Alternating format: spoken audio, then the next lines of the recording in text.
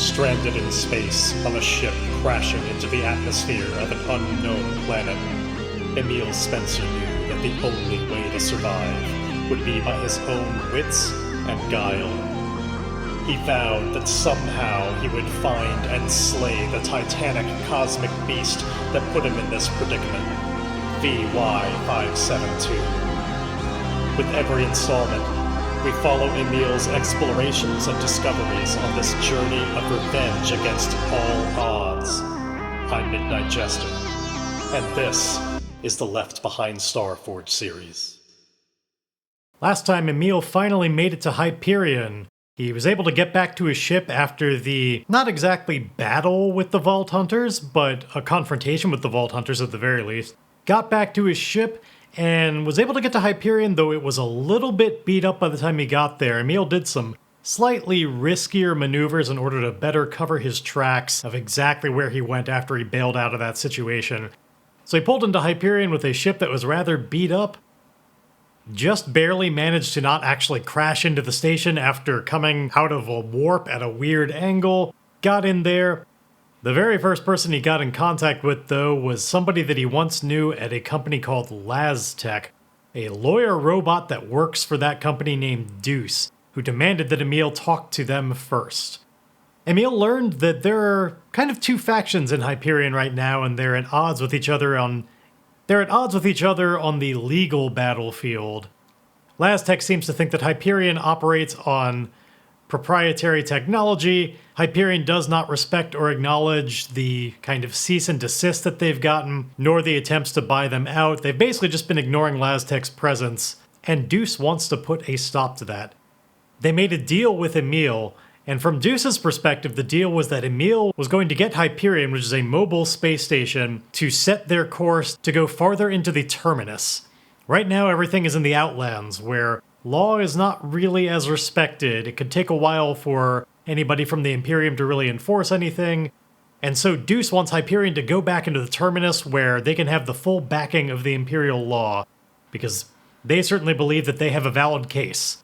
And in fair trade for doing this task, Emile has negotiated for a power core good enough to be able to try and make amends with the people of Concord, as well as information about Shark in order to help him clear Shark's name. He specifically asked for Shark's prisoner number, something that Deuce would definitely be able to pull for him.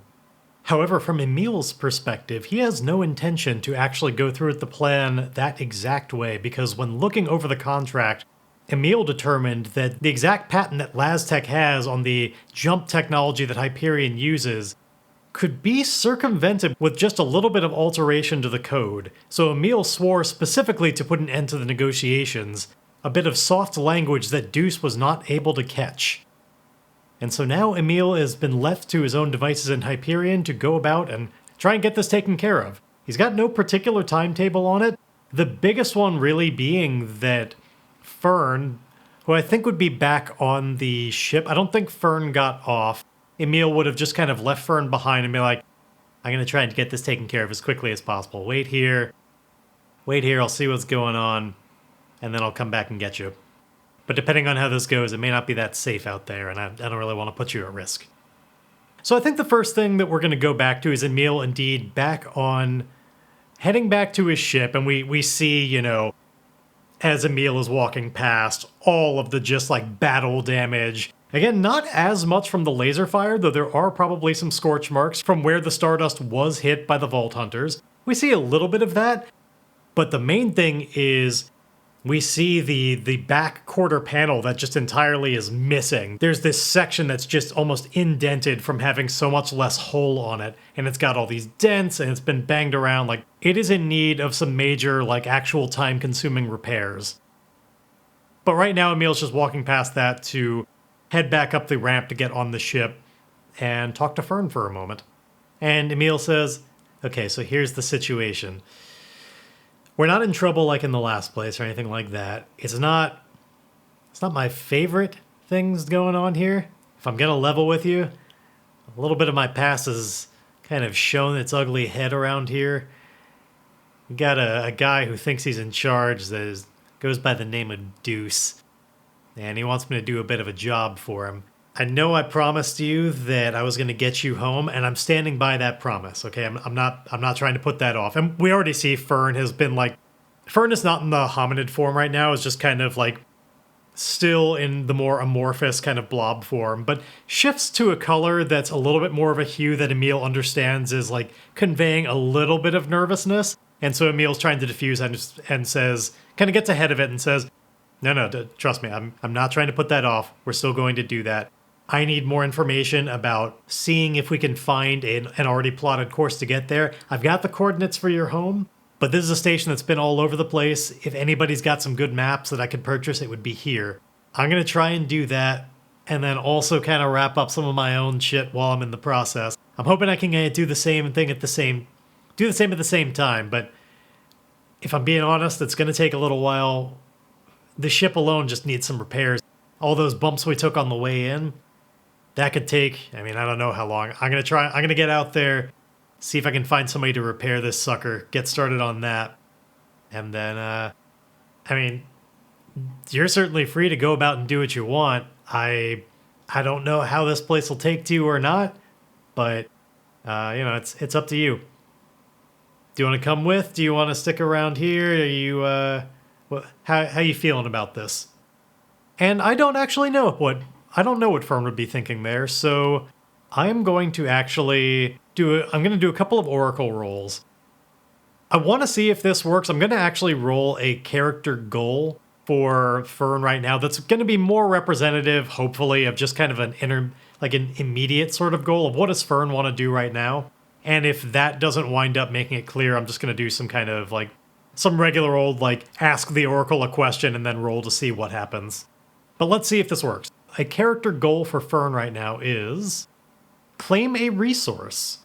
Okay, so that definitely sounds like Fern would be going out and about. I'm going to roll descriptor and focus to get a sense of what kind of resource would Fern be trying to do here. Fern is now more intelligent than a Feroid would ordinarily be, and usually these Feroids, I think, are just kind of looking after kind of animal instinct sort of shelter, food sort of things. But now that Fern thinks with Emile's level of intelligence, or at least a section of it, I think we're going to get a glimpse of something that Fern is after. And what is a less base level desire? So descriptor and focus are natural and portal. That's the resource that Fern would be claiming. That honestly sounds a lot to me like the warp drive stuff, like the ability to get the maps to get back to Fern's homeworld. Now, I don't think that Fern is communicative enough to do that on their own. Perhaps what this represents is that Fern actually has an awareness that, Fern doesn't know exactly how to get back to their home planet, but does have memories of perhaps there's a wormhole nearby that Fern knows about that seems like it would be a good route to take in getting back. That there's some kind of a wormhole that lets out nearby that planet. And maybe that's Fern telling Emile about that now. In a very rudimentary way, because again, their communication is a little bit stunted. But Fern communicates to Emile probably on that level of natural portal, near home, and Emile eventually kind of over time interprets that and figures out are you talking about there's a wormhole? And then this would have come up, of course, when Emile was talking about getting the routes back. And what I'm going to do right now actually is I'm going to try and secure an advantage, even though my momentum is already really high actually. This is going to be representative of how well Emile can interpret what Fern is trying to say, to be able to better know what should I be looking for? What should I be looking for in the maps? That would help him find the right kind of course. So this is going to be a secure advantage with the sociability of heart, I think. Actually, no, I'm going to be even nicer to myself and say I legitimately think this is more about his focus or observation, because it's not Emile being sociable. It's him interpreting what is Fern trying to say here. So it's going to be a wits roll.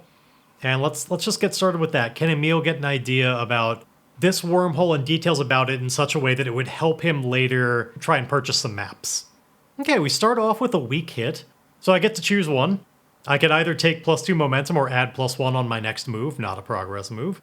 I could burn my momentum to get a strong hit, but that seems like such a waste. And besides, I only really wanted one of these anyway. I was kind of hoping to get the +1 on the next move. Now, in order to make that make sense, I'm going to do that area first. Like, rather than have Emile try and get his ship fixed, let's kind of skip ahead to maybe Fern indeed coming along with Emile, because maybe that's a little bit why it's a weak hit. Like, Emile gets a little bit of the idea of, like, the wormhole, but he's not getting all the pieces enough that he's finding it would really help him. So what he does is he asks Fern, like, look, you have a much clearer memory of this than I do. Why don't you... Like, you're talking about a wormhole, I get that. I don't want to screw it up and ask for the wrong thing. Like, why don't you come along? You can help confirm that I'm describing it correctly, and if I'm not, you can correct me. We good with that? And Fern clearly agrees. And so that'll be why we get the +1, is Fern is there to help Emile phrase what he's saying correctly.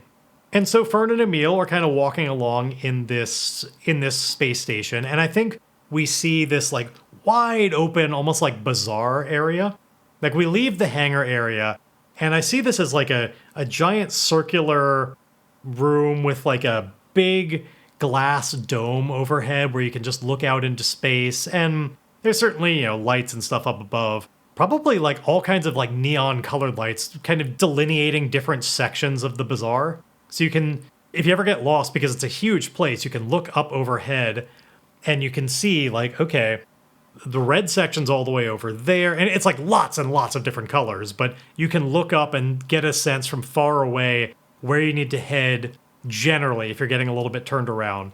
Because I do see it as like lots of different stalls, and in a classic Bazaar sense, like it's easy to get turned around because it's not just nice grid-like lanes. They kind of go all over the place. They're not that organized, but it's lots of people, not like tents, but lots of just little pop-up storefronts with people selling various things.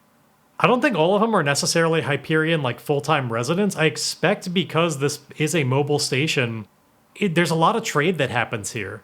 Not just from people that live here who kind of trade in services, but some people will hop on for a little while and trade things from very different parts of the galaxy. Some people have just already traded for that from people who passed through in a different part and now are trading it around to people that they might meet along the way.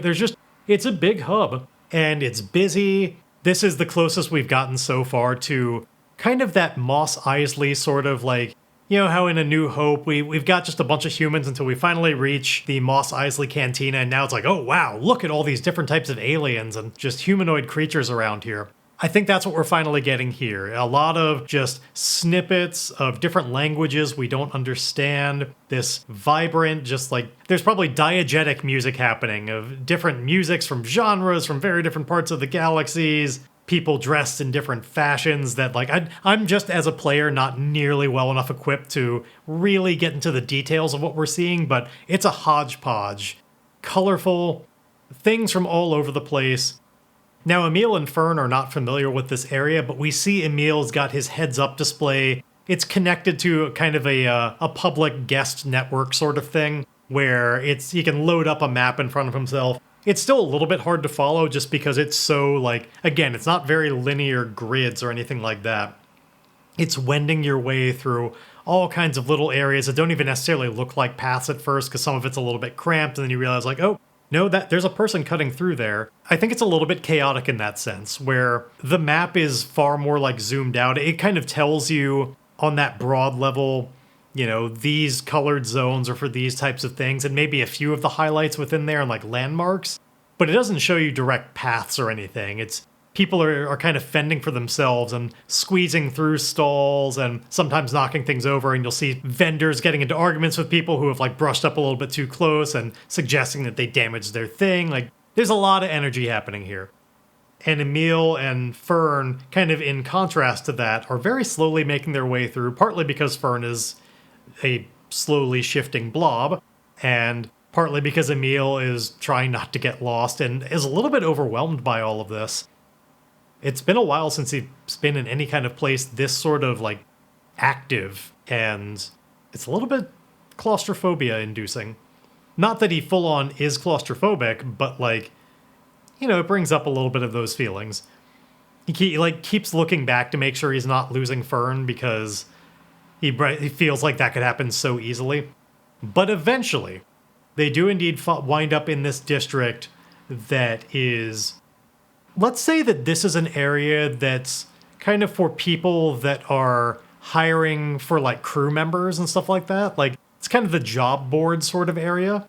And the reason Emile's gone there is he figures like this is an area for people that are doing a lot of travel in and out of here. Like, they're hiring crews to go to places. These are people that might have already like taken certain courses in the past. Because I don't think that we've got just like, here's the map maker stall or anything like that. It is all about just finding, particularly because I want to establish now that routes are kind of precious. I think people hold onto them relatively closely because it's a lot of leverage. Like, people are all trying to scrape by in this world, and a lot of the people running ships, like we'll go with the kind of Cowboy Bebop sort of sense where like you're always falling behind on money. Like, you need every advantage you can get to stay afloat versus other people trying to do the same thing. And so whether you're a bounty hunter or a trader or whatever your profession, it is not always easy to get somebody to just give you a route. And so as a result, because it's so fragmented of like who has charted what courses, it's not that people won't give them up. It's just that they know that those courses are valuable, and so they'll only trade them so far, and they expect something pretty good in return. And so it's just usually not consolidated enough to have many people that are real, like, big map makers that have consolidated a lot of it. There might be some out there, but that would be like an entire dedicated profession at that point. It would take a lot of legwork to get that from enough different places. You certainly wouldn't do it all yourself, because it just wouldn't be feasible. And so, now that Emile is in this kind of area, he finds some digital job board that's on a wall somewhere in there where it's like a touch screen where you can look through and see who's hiring for what sorts of things and in what areas. And Emile is searching through this touch screen for a little bit. He's got the coordinates, and so he's looking for people that are heading near that area. Let's see, do I want to make this a roll? Not really. I think Emile will find somebody. And let's just roll a couple of oracles to find out a little bit about who is this person that is headed to a near enough area that Emile thinks that they'd be worthy of talking to. So we're going to just roll several character oracles here. We've got a thief. Okay, awesome. That's their character role, is they're a thief. It's probably not that just advertised, but we know that. This person is definitely roguish. Maybe there are some hints that Emile picks up in the job description that suggest, like, this is trying to pull people together for, like, a heist. I don't think there's enough information to be very clear about exactly what kind of heist. They'd be more cagey than that, but Emile has been around the block a little bit and recognizes, like, this specific job is, he kind of puts a little bit together and realizes, oh, there's a lot of inherent danger in this because they're asking for, like, operators. Yeah, he gets the idea that this is a heist that's happening. I'm not going to roll character goal just because I don't think Emile knows that well enough yet. But Emile, like, sees this person. There's kind of a, the way this job board works is it certainly lists a, like, place to contact. And I think, why don't we indeed make this a full-on kind of Mos Eisley situation? There's a nearby cantina. Now, it's not a hive of scum and villainy to the degree of, like, Mos Eisley. I don't think Hyperion is nearly that much of like an outlaw town kind of idea happening here. But it's definitely more on the area of like a dive bar than a nice, pristine, wonderful, high-class joint. You know, it gets a little bit greasy in here. I think it's more that this is the place where the, definitely where the shipbuilders drink and the spacers and all of that. This is the lowbrow place. Emile spots this person. I'm rolling the first look, and the first look gives us wounded. Okay, maybe that's actually why they need to hire more crew, is like, maybe this person already kind of did an element of this heist first, and like, it did not go completely smoothly, or like their last job didn't. Yeah, like, Let's go with that. Their last job didn't go all that smoothly. Some of the crew didn't make it, or maybe this person just abandoned them. Actually, kind of like that more. They got into a scrape. This person kind of turned tail and saved their own skin. Doesn't know exactly what happened to them. Let's roll a name for this person. I'm going to give just a call sign. Grudge. That's pretty cool. So it sounds like they have a reputation for holding grudges, and maybe that had something to do with why they turned tail as well, like why they were quicker to abandon their crew. Oh, maybe even like, so what if what they want to steal is they actually want to steal something back from the people that, like, that they hold a grudge against whoever, like, they got in a scrape with, and they want to hire more crew to go in and, like, steal something important to them. Something that'll kind of cripple that group. And we don't know enough about it to fill in the details yet, but I'm just loving getting this kind of, like, glimpse into it. So we know this person's name is Grudge. We know their first look is that they're wounded. I'm going to roll one other one as well. We got Scruffy. I'm going to do a given name just to try and paint an idea in my head. We want to, if this sounds more like a gal or a guy to me, or somewhere in between. Janya. My first read on that is that sounds like a little bit more of a feminine name to me. So Grudge is going to be a gal, a scruffy looking gal who's wounded but has the look that, like, you know, they've also been around the block a bit. They can take care of themselves, generally speaking. It's not like they're weak and thus got wounded. And even at this moment, like, I think we see, like, arm in a sling and maybe some singe marks and stuff from some close laser blasts, that sort of stuff. But Janya's still doing okay. And let's get an initial disposition. Desperate. Well, that's convenient for somebody like Emile who wants to do some trade. A desperate person can be pretty well leveraged. Okay. Now, granted, Emile is not looking to join this heist or anything. Not specifically. I really don't want him to spin out and take on yet another mission like that. But I think he spots Grudge, recognizes the description, and I'm getting kind of like Carrie-Anne Moss sort of vibes here. That's what I'm picturing. Because I'm not that creative at coming up with how people look, I try and just think in terms of actors and stuff. We're going to go with first thought, best thought sort of thing. And this is making me think of when, you know, Neo meets Trinity for the first time in the first Matrix. So let's go with Grudge would be played by Carrie-Anne Moss. But like a Carrie-Anne Moss who's like bulked up a little bit more for the role. And like younger than Carrie is now, but like Carrie from around the time of the Matrix who like really pumped iron a little bit to prepare for the role. So like a little bit stockier, a little bit wider frame. We see Grudge not doing the full-on Strider thing of like being back in the corner of the room observing everybody coming in. I think Grudge is even maybe a little bit in their cups already. I'm going to roll a quick Oracle on that. I'm going to do this as just a 50-50 and ask the Oracle, is Grudge already a little bit inebriated? 50-50. Yes. Pretty solid yes at that. I'm going to go up the chain and find out, like, get an idea of just how drunk they are. Like, a little bit inebriated is something, but moving this up to unlikely. Is Grudge, like, drunk? No. Okay. Grudge is a little bit buzzed, but not, like, drunk. But clearly got, you know, their ale or whatever. The Grudge would definitely be drinking some hard spirits here. The type of, you know, good for degreasing engines and killing brain cells sort of drink. But nursing it. Emile comes up and sits at the table. Grudge looks up from her drink and says, "May I help you?" "I'm hoping so." Emile Spencer.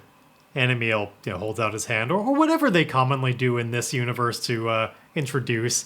Probably still that sort of thing. I'm going to make this the little bit more Renaissance era, like you don't shake hands, but you do shake forearms kind of thing. But Emile holds out his hand for that and says, "Emile Spencer." I'm actually curious because we're always getting little pieces of Emile's past. I'm putting this as small chance, but I do want to ask the Oracle, does Grudge recognize that name? Like, does that mean anything to Grudge? Small chance says no. Just wanted to see. I think that could be a fun thing to incorporate in when we introduce new NPCs, is like, does Emile's reputation precede him? And maybe as Emile does more things in this game, I'll up the chance on that. as he's like done things to spread a reputation. But Grudge holds out the hand and says, "Grudge, what can I help you with?" Oh, and wait, Fern's there. So Emile totally would have, right after the handshake, he gestured down towards Fern, who's like kind of blending in a little bit more and under the table, so it was easy to miss. They're just a low sight line. But Emile gestures down towards Fern, who's like in the middle of kind of sliding up into the sort of booth next to Emile. This is my buddy here, Fern. And I think Grudge would definitely be a little bit surprised by this, a little taken aback. Not like offended, kind of taken aback, but just like, oh wow, like that. Not seen one of those before, and certainly not domesticated in this sort of way. If Grudge has ever seen a Feroid, it would not be described as like a friend or a buddy or whatever I said. I saw that you got a posting on the board. You're looking for a crew. Is that accurate? Are you that Grudge? That's me. Am I to understand you're interested? Not exactly, but you are going to an area that I'm interested in. I was wondering if maybe you'd be interested in doing a little bit of route trading. And let's see. We know that Grudge is desperate, but probably desperate for crew members, not route trading. So I think Grudge even does a little bit of just like, piss off, you're wasting my time. I'm hopefully not gonna waste a lot of it. Just a quick little trade here. It sounds like you're going near a place that I want to get to. Is that an area that you're well familiar with? So like, because if you're not, then I can get out of your hair right away. Do you know any good routes in that area? And for the sake of not just like consistently rolling up new NPCs until we find one, we're going to just say that yes, like it's not that Grudge doesn't have a route available. It's just whether or not Grudge is willing to participate in this. Grudge being a little bit cagey about it all, just goes, I might, but you're wasting my time. Let's get this over with quick. What do you have as payment? Oh, maybe? Okay, I've got an idea for what Emile offers. He says, I'm going to be frank with you. He like leans down a little bit closer and gets in a little bit more of a hushed tone. Says, I know that the job you posted is, well, let's just say, I get that it's something you would want to keep quiet. I want to be perfectly clear. This is not me blackmailing you or anything. I'm not threatening you. All I'm saying is, if those are the types of jobs that you pull with frequency, I've got a bit of a technique that you might want to know about as far as covering your tracks.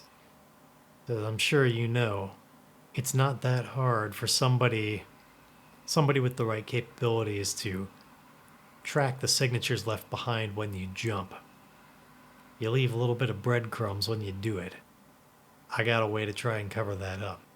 And I'm willing to bet someone like you who, hey, like gestures to her wounded arm and like the burned areas on her face and stuff like that, who clearly gets in a few scrapes from time to time. You might well need a little something like this. How does that sound? And now let's make a roll out of this, because this is definitely more up in the air of like, I don't know. Maybe that would appeal to Grudge. So we're going to do this as a compel, because that's definitely what's happening.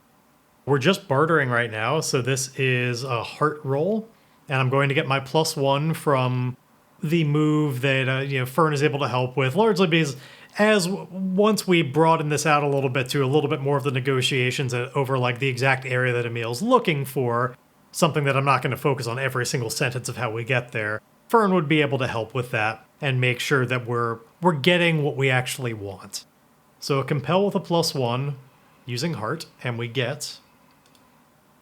Okay, so I have a miss with a match, but I have such high momentum I could turn that into a strong hit with a match, and that is way too tantalizing and the appropriate time to do this sort of thing, to turn that down.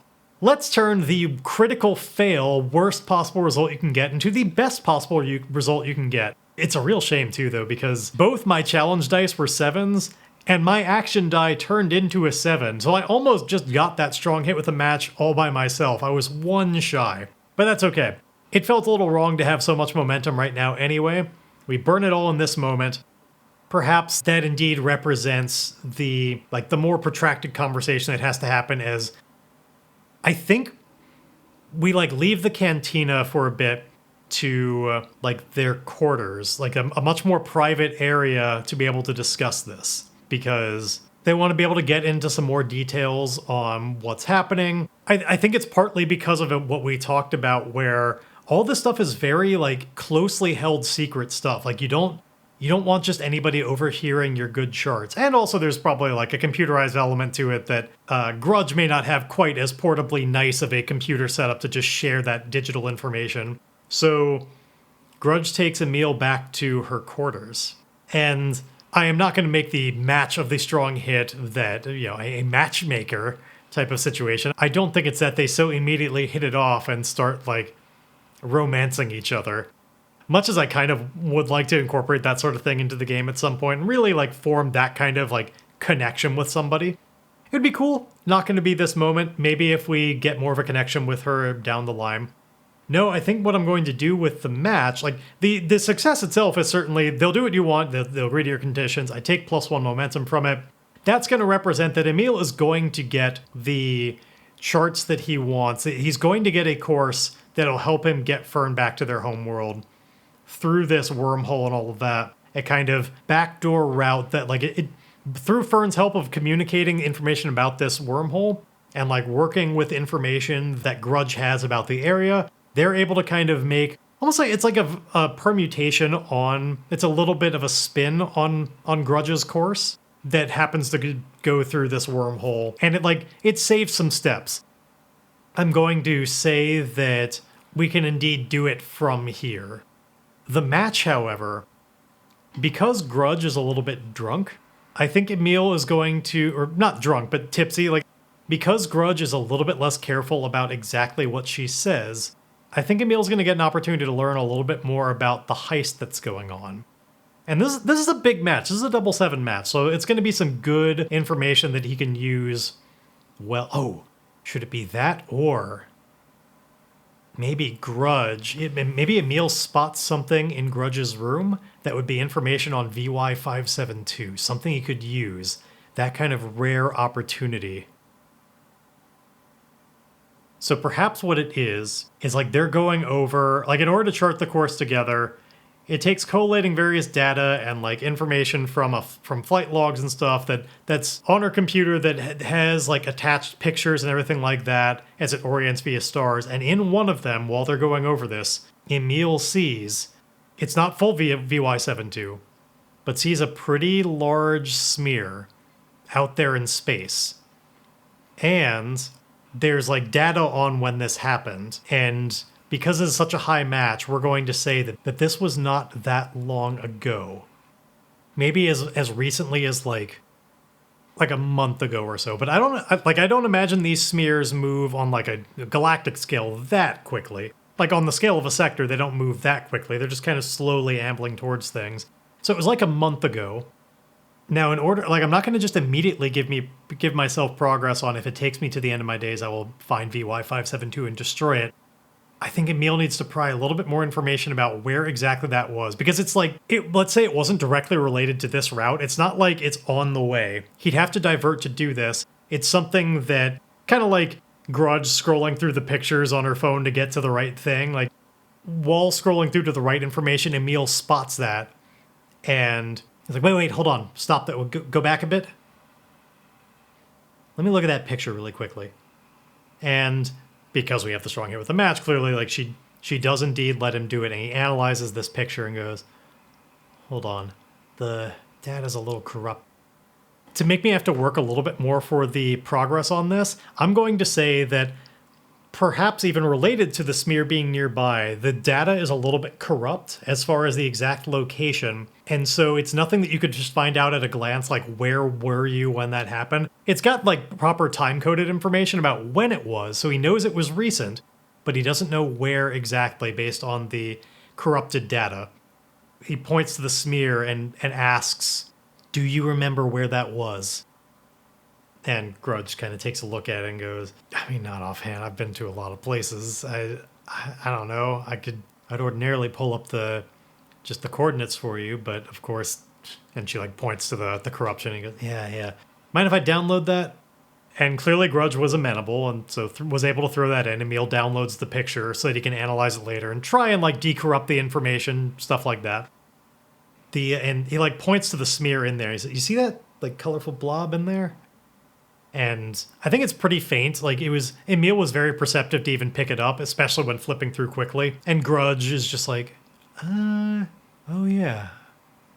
What is that? Is that a nebula? That could help you track it down. And Emile shakes his head and goes, "Yeah, you'd think so, but no. Not exactly. Does VY572 mean anything to you?" And I'm going to roll on an oracle for that. I'm going to make it unlikely, because if you're not on a ship like the Reacher that was going off studying and like looking for this thing, I don't think it's just like a household name or anything like that. But with unlikely, we're going to see, does Grudge know what VY572 is? No, not at all. So Grudge just kind of shakes her head and goes, "No, should I? Probably not. Suffice it to say, there's some creatures out there in the void. Some are very, very large. And one of them, BY572, well, it seems to leave some of these behind. I'm on the hunt, so tell you what. Never hurts to have a friendly face and another set of eyes and ears out there. I'm going to give you my contact information. If you ever see another one like that, it's something I would consider rather valuable information. Be willing to pay a larger price than you might expect. If you get to one first, well, reach out." And yeah, I don't think there's any kind of role here. It's just kind of keeping Grudge in the loop on that. There could be an opportunity to leverage something pretty big out of Emile if she's able to get to a smear before he does. But now he's also just got this thing to try and dig into, and nothing he can do right now. But maybe as something of a more long-term project, he'll start trying to do a combination of analyzing the like what stars and stuff you can see in that picture, and like trying to locate where was this thing. But that's not for now. And I think I'm just going to roll one quick oracle on just I'm going to put it on a likely, which is just, does Grudge give Emile her contact information back? Is it an exchange of numbers, or is it just Emile basically be like, "Here's my card"? And on likely, we get yes. So they exchange information, and I think out in the Outlands, you can't like if you're in the Terminus, I think that you get some of the benefits of being more in the interconnected part of the galaxy. I think they have like something closer to like a galaxy-wide, like a Terminus-wide kind of internet sort of thing. It's probably pretty slow if you're not actually in the same sector, but there is some ability to just like email somebody across the sector, across sectors and stuff if you're in the Terminus. I think here in the Outlands, it's definitely more of, I think they can also get it, but it is so much more slow that the only reasonable way to do it is just kind of like, almost like a data download, like when you wind up at like a space station, like a place like Hyperion would have one of these where it's like a cloud save sort of thing where you re-download the most updated information that they have that's relevant to you. Like you can pull up your kind of section of the internet here. It updates your slice, your email, various other related things, but it doesn't update very quickly. It's just kind of eventually you'll get the message if you update it enough stations. Or you head to the Terminus if you can get there even more quickly. And then it only takes probably more like a matter of days to download from across different sectors, whereas this is probably more like it updates like once a month or something like that, like very much slower. And it's much easier for the connections to get spotty, and you may not get complete packets of information. It's just it's much better in the Terminus. But they've got the ability to contact each other through at least slow channels when they're both out here. And we'll just end that there. Let's move on to taking care of some other things. I spent way more time with that than I was expecting to, but I'm just kind of enjoying having a session that's a little bit less role heavy and a little bit more like, let's just kind of play out scenes and get a better sense of this place. So I don't think Emile's going to accomplish that much this time, just based on kind of my headspace right now. But it's gonna be a little bit more of a setup session. And I think the next thing that Emile really needs to do before he can get started is, after telling Fern, like, what we got here, that's a route, my friend. We're gonna get you home. And in fact, I'm going to give myself some progress on Return Fern to their home world, because getting that full-on route is a big step along the way to make that much safer. But as I said when we got here, the big thing holding us up and why we can't do it right now is just, if anything goes wrong, the Stardust I don't trust it to hold together. So hopefully it's not too bothersome to wait it out a little bit. Wait till somebody can get this thing repaired when we go see if we can find a good mechanic. And just like before, I'm not interested in making Emile like roll to get this person. We are just going to say that they find, like, because especially on this station, like ship mechanics, that's all over the place. That is like the people who live here, that is their main trade, is repairing ships and stuff. So like there'd be all kinds of easy signage for anybody here as soon as you dock and as soon as you board the station. Like it's clear, like go back to the hangars, you'll find any number of people that can work with that. That's probably one of the more centralized sort of industries that happen here, where a lot of people work together towards just like making sure that Hyperion stays an efficient place to get your ships repaired. So Emile just goes back to the hangar and he's speaking with somebody, and let's again roll some oracles to find out a little bit more about who is this person that Emile is talking with. So we got a call sign of Wayfinder. Seems like that would have been a useful person to talk to when trying to get maps, but we got Grudge instead. Kind of happy we're not talking to somebody named Grudge when trying to get him to repair our ship, but we've got somebody named Wayfinder. And just like before, I'm going to do a given name just to get a better sense, like guy or gal, in between, what do we get? Mina. Let's make another gal here. And my first idea is that, again, if I'm framing this as like who would play this character, my first thought to try and mix things up and make a very different person from Grudge on first appearance is, why don't we have this person be played by like a Paula Pell? So, you know, a little bit chunky, some curly blonde hair that really shows the grease of having been, you know, working on starships all day. A lot of grease smears in it, flight suit. First look from Minna, we also get wiry. I think that's indeed going to describe the hair that's a little bit like, the parts that aren't slick with oil are like all frazzled and sticking out. Kind of like my hair, really. I know y'all can't see it, but a lot of just like flyaways on the side. Actually, I rolled first look twice to try and get a second one, and the second one was also wiry. So very wiry.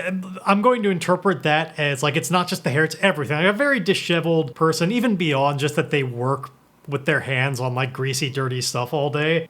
I think it's clear, like even compared to the other mechanics around here, like much more frayed of clothing. I get the impression that Minna like way more goes for it when trying to fix stuff up, like really gets in the crevices and stuff, and just is like all of their clothing and everything is like the grease goes way more up their arms. It's tearing into their clothing much more prominently because Minna is an impatient person who, when the right tool for the job isn't available, just goes, "Oh, come on now, I can get it. Don't, let me reach in there," and perhaps has a little bit of wiry arms. It's like a little bit more of a slightly more slender Paula Pell, but just very jovial in that same way, and just like wanting to be helpful, and has these long arms that are used to reaching in for like drop tools and just stuff that's hard to get at. I'm not going to roll a character roll because we know that like Minna is going to be one of the mechanics. Initial disposition, we have unfriendly. That's interesting, especially when I just described like they're a generally pretty jovial person. But perhaps they're having a bad day, you know? Shouldn't necessarily take the fact that they're unfriendly personally, just at the moment, they're having a bad day and we don't really know why. And so a little hot under the collar when Emile like comes up to her, she's probably like in the middle of something and Emile kind of interrupts a conversation that was going on. Just in that like he wasn't fully thinking about it kind of way, and catches himself too late, like, oh, right, I probably should have, you know, let them finish. It's a conversation between just like a couple of mechanics. But Emile gets Minna's attention, who's just like, what? Okay, what do you want? Oh, sorry, I didn't mean to. I was just kind of hoping I'm in Hangar 7 over in spot J14, and I didn't see anybody nearby, but I could really use somebody to do a little bit of a patch job. And blowing flyaways out of her face, almost like it's a infomercial during the black and white segment of like, is this your life kind of thing? Like, look, I got a lot on my plate right now. No time for this sort of thing. And Emile's like, well, I'm kind of in a hurry myself, but gotta be honest, I wasn't seeing a lot of people around. I was really hoping, could you get somebody else for me then if you're too busy? And Minna's like, no, you already did enough damage. Come on, let's bring me over. J14, huh? Come on, let's go. And it's just like walking ahead of him at a really fast clip. Emile following and like hustling behind. Fern can't really keep up at all, and Emile is just like, hey, sorry, I don't mean to be a bother. Could you, my friend can't really keep up. Can you slow down a little bit? And Minna is just like all the more fresh, like, oh my god, can't your friend just kind of wait behind? Again, a little bit of a hurry here. And Emile turns to Fern and says, I'll try and get this over with as quickly as possible. Meet you back here? And Fern gives an affirmative, and Emile hustles off behind Minna, who already, like, wasn't even waiting for an answer, just kept on storming over there. And, like, they get to his spot, and Minna sees the damage and just goes, Gods almighty, are you fucking kidding me? That's what you bring in here? Kind of underselling a little bit that you need a little bit in the way of repair. There's an entire 1, 2, 3, and just, like, counting how many panels, like 5, 6 panels missing. What exactly did you do to this thing? And I don't even know if I should fix it if this is the way you treat a beauty like this. And like she recognized the model number certainly, and also definitely recognizes that this is like governmental Imperium ship. If this is how you treat it, and like she makes that pause, recognizes what class of ship this is, looks back at Emile, and she's not seeing any indication that like he's the type of person who should have this sort of ship. And I'm going to, rather than roll for it, just say immediately, given her unfriendliness and everything, and just to make this scene a little bit more interesting, I think that she clocks it and says, oh, I'm guessing you're not really the original owner of this ship then, are you? And Emile says, original? No, not exactly, but I mean, come on. And he gestures around to the Hyperion itself. Nothing in this place is original, is it? We're all people who make do on what we can find. We get the scraps that we can. I was under the impression this is a place that kind of took all and didn't ask too many questions. Well, we may take all, but that's not to say we don't ask questions. Certainly that I don't ask questions. And I'm going to make another compel roll here when Emile is just like, well, is it a problem or not? Can you fix my ship? I've got a lot of other business to attend to here, but as you can see, this is going to take a while. I was really hoping to get somebody started on this on the sooner end. Can you get started? So we're going to make a compel here with heart. And I get a weak hit, so they'll do what you want, or agree to your conditions, but their agreement comes with a demand or complication. Envision their counteroffer and take +1 momentum. I think the counteroffer is that Minna needs to cover her own ass a little bit. Because this is a ship that shouldn't be here, and Minna doesn't want to get in trouble for it. Wants the payment and everything, but knowing that this is like a hot commodity sort of ship, does not want to have this kind of go back to her. So she says, first, you're going to tell me exactly how you got that ship. And then, given how hot that thing is, we are definitely upping the price here. I think it's basically going to cost Emile 2 of his supply in order to... Like, I know supply isn't directly just money, but he's going to have to get, like, fence things that he has and get rid of it. Like, he turns supply into... He's going to have to turn a lot of his supply into money in order to pay for all of these repairs. And it's going to be a 2 supply hit in order to do this. And, like, we'll just abstract. I'm not going to play out those scenes. But he's going to have to spend his own time in the bazaar, set up his own stall. He's going to have to he'll have to, like, fence some amount of his things to even, like, pay for the, like, rental fees to be able to get a space in the bazaar. It's going to cost him time. All of that will be reflected in just the 2 supply costs, which he's going to pay. So he sacrifices a serious loss of resources to pay for this. But he does tell Minna, look, I will be completely straight with you, because I feel like you're the type of person that just wants to cut to the quick. That is 100% a stolen ship. I'm not going to try and conceal that from you. Like, while you're working on it, you're going to find that out. I'm sure. You're a smart cookie. I can tell by how quickly you even suspected any of that. So that is a stolen ship, but I'm not the one who stole it. Well, I'm not the one who stole it from the Imperium, we'll say that much.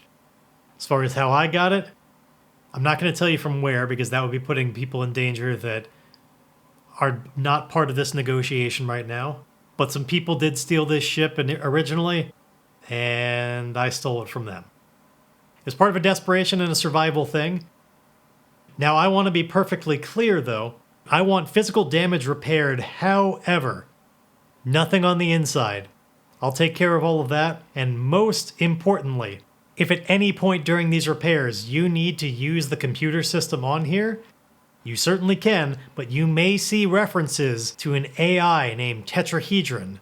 There shouldn't be much remaining, it should be heavily damaged, but it is of utmost importance. Do not fix that. Dangerous, dangerous AI in there. It is damaged and destroyed for a reason. Do not repair this. And if I find out that it has been downloaded and I'm going to look, we're going to have a continued conversation about this.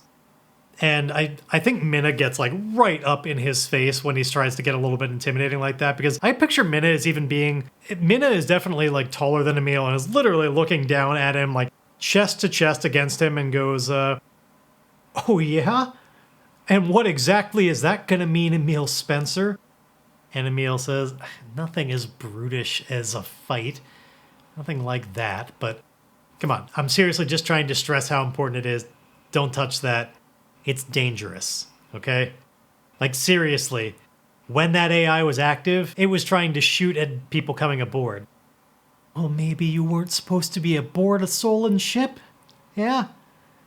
Look, get out of here so I can get a crew started on this. Let me tell you something. These ships are absolute beauties, okay? You gotta fly them with more respect. If you respect the ship, she'll get you to wonderful places. But if you keep flying hot and all over the place like you've clearly been doing with this number, you're going to be sacrificing a work of art. An absolute work of art. I think Emile is going to try and take that in a bit of a direction here, and is going to say, if I may be so bold, on that subject of flying ships and getting around to places, can I venture a guess that part of the reason for all of this frustration right now, this hostility I'm getting, is this at all related to the LasTech presence on board here? Those absolute assholes putting their thumbs on everybody's business around here and saying that it's supposed to be theirs? Is that maybe adding a little pressure to this situation? And I'm going to represent this as secure an advantage with heart, because Emile is trying to kind of like give them some commonality here, because he's going to try and leverage this opportunity to suggest, like, we're working together here. Like, I know there's trouble around, they're putting on the pressure. I don't like them either. And he's going to try and get this into an opportunity to maybe learn more about doing his own job and representing that, like, I'm going to be able to help you all out of this situation. I've got a plan. So we're securing an advantage with heart, getting a nice strong hit. So I succeed, get +2 momentum, and I add +1 on my next move. This sets my momentum all the way up at 6, as I think Minna gives a bit of a sigh and a nod, and still, like, some frustration is there. Well, when you're right, you're right. You called it. It's LasTech. Glad to hear that you're no fan. But they've been making everything more difficult lately. Everything's been slowing down, and what do you think that trickles down to? The people like me that are just trying to get a workload done. We're the ones that really suffer the cost on that. And of course, LasTech seems to think that all this kind of money is going their way. So speaking of, the payment for this, and she gestures back to the Stardust, we're not doing this on the books in case that goes wrong. And Emile says, well, I got some good news for you, if you're able to help me out here. I know what LasTech wants. I don't want them to have it. They're a bunch of assholes. Trust me, I used to work for them, so you know the most about why people are assholes when you work for them, right? And I think Minna nods and goes, oh, isn't that the truth? We left on bad terms. They don't like me, I don't like them. I'd just as soon not have them take over a wonderful place like this, and I have a plan. I actually met with the lawyer, Deuce, the guy who's running the show here. Minna just throws her hands up and does a quick turnaround and just do I know Deuce? Yeah, that's a name that everybody's going to know about around here. Emile says, well, I met with him. I was able to take a look at the contract that Deuce is trying to get everybody here to sign. Spotted a bit of a loophole. I think we might be able to get y'all out of any chance that they have any legal claim to any of this. But in order to do this, I'm going to need access to some things that are probably kept pretty well under lock and key. I am not asking you to directly sneak me into areas. That would be far too much. No.